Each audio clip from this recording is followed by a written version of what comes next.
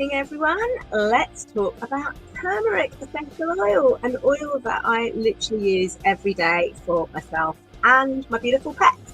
So I'm Dr. Helene. I'm an A&E doctor and an advocate for integrative wellness, as well as an animal aromatherapy specialist. And I love to use essential oils to support the health and well-being of myself and my pets, and helping educate people to do the same for their family, whether that's human or animal. So if you like what you're listening to, please hit the subscribe button or follow so I can carry on creating more content, and let me know in the comments what you want to know about. Would you like to get essential oils into your life? Why not book in for a free chat with me or come to one of my classes to find out how oils can support you? Or maybe you've got oils but you don't know how to use them. That's okay too, because I do general overviews or full consultations depending on your needs. So drop me a message and we can chat about what the best option is for you. So turmeric oil, or turmeric indeed, has a really long tradition, obviously, as a spice in cooking. Let me turn my music off. There you go.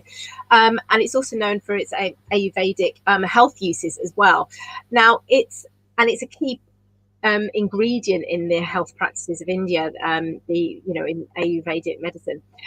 So turmeric root and turmeric essential oil have a long history, and the oil is steam distilled from the turmeric root, but there's two main compounds that come from the root. That's curcumin and turmerone, and the oil is rich in turmerone, and the powder that you're probably more familiar with is rich in curcumin.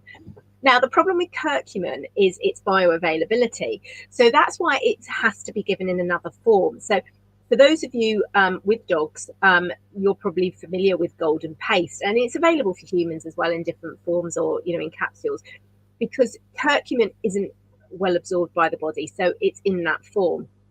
Now, the problem I had, certainly with the paste for my dogs, was that one of my dogs didn't like it, my boy Maz. Now, the proportion that he has, because he's a two-legged boy, he doesn't have as much food that would sort of hide the paste if I mixed it in, because he's not as active as, say, my Springer, who's half his size but actually has twice as much food. So it just didn't work for me. So I started really using the oil, and that's rich in turmerones and in turmerones, and they have very, very similar properties. Now, the turmeric oil can actually help to enhance the absorption of the turmeric powder. So you can pair the two together. And I was doing that, and then I kind of got a bit lazy and I've just used the oil, and I've not noticed any change in just using the oil. It's been really useful for the dogs, and certainly for me, because I take it as well. So it's a great oil to use internally. You can also diffuse it or use it topically, and it's got a whole host of different benefits. So take it daily for its daily antioxidant support, and helps to support immune response as well. It's also very good for metabolism as well. So if you or your dog are trying to lose weight, this is a great one to take internally. Great for the skin. So for us humans, if we've got a little bit of problems with our skin, this is great to use in a face mask or topically. Or if you've got a dog that's got a skin problem, then great to use it for them as well. You can diffuse it. It's great to inhale, and whether that's via a diffuser like the one I've got back there, or just on a little lava rock diffuser, to promote feelings of positivity and to improve mood. Now, do be careful, because the turmeric, can you see, it is yellow.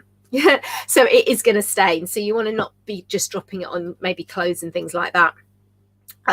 It's great to soothe as well, so it can be used topically into a blend that you're applying topically to an area, whether that's for you or your pets. I personally give it to my dogs in their food, mix it in just one drop, and then I have 2 to 3 drops in a capsule for me to support my shoulder at the moment, because I've got a frozen shoulder. It's so really and when you take it internally as well, it can actually help support your nervous system, and great for cellular function as well. So many different benefits for you and your dogs, and I've really been able to hide this really well in my dog's food, which is really important to me. It's also very good to repel ticks as well. So I use this. I add turmeric or peppermint into TerraShield for my pets as an effective tick repellent. But if you're making a repellent blend, then this is a great one to have in there to provide that extra property. Now, a quick little background to turmeric as well, because it's actually sourced in Nepal, and I absolutely love this about doTERRA is they're really into sourcing responsibly and very ethically.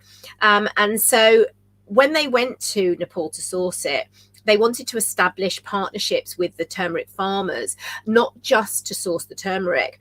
And when you actually look at videos of people farming, what they used to have to do was boil it and dry it before selling it on. And doTERRA literally don't make them do that. They literally just buy the harvest from them. So it actually saves the farmers time and energy, and then it means that there's actually another industry that's been able to be provided so with the washing and the preparation of the turmeric for distillation, which I think is absolutely fantastic. And what it means is the farmers have more time, and one particular farm they spoke to can now produce 40 times more turmeric than before. So this is absolutely crucial. It means that they've got a better standard of living, and now other people can actually have jobs as well in order to wash and dry this turmeric. Which I think is absolutely fantastic. Now, one little word of caution with turmeric, and it's the same for quite a few other things as well, but particularly turmeric, is you have to be cautious with it. And it doesn't matter whether you're using the oil or the turmeric paste, and that's human or pet, okay, because it's got anticoagulant properties. Okay, so if you are using a non-steroidal anti-inflammatory, so for humans that might be ibuprofen or diclofenac, for pets it might be something like Metacam or Rimadyl, you need to be really cautious, okay, because it can promote bleeding, because they can actually cause bleeding in the stomach, and this can add to that. Okay, now if they're having surgery, okay, you need to stop taking turmeric at least 24 hours before surgery and for several days afterwards as well. And if you're on any anticoagulants, so that either you or your pets, you need to be cautious about using this as well, and so avoid.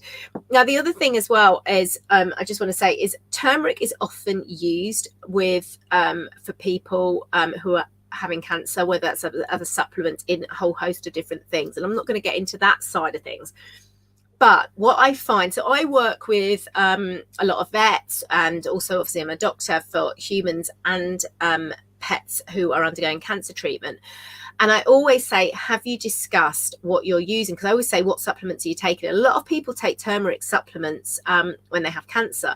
And I always say, what are you using? Have you told your oncologist? And I do get a lot of people saying, oh, well, they told me not to take anything, and so I've not told them.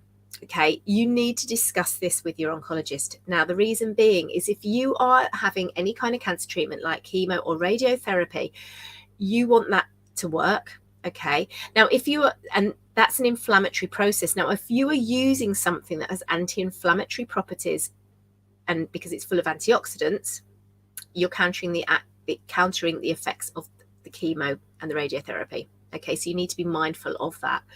So that is why often oncologists will say no, is because they don't want to negate the benefits of what you're having. Okay, so that's why, come to someone like me if you've got a dog that needs support with essential oils, or a pet, a cat, horse, or human, because I do both, and have a chat about it. Okay, because I work with vets and I work with doctors, and I can actually help guide you so that you can use complementary medicine safely that isn't going to impede with your other therapies. Okay, but we're going to work at it synergistically. So just a little bit of word of warning there for you. And obviously, so if you do want any help with essential oils to support you or your pets and getting started, then do get in touch. Obviously, this is advice isn't instead of a medical consultation or a veterinary one.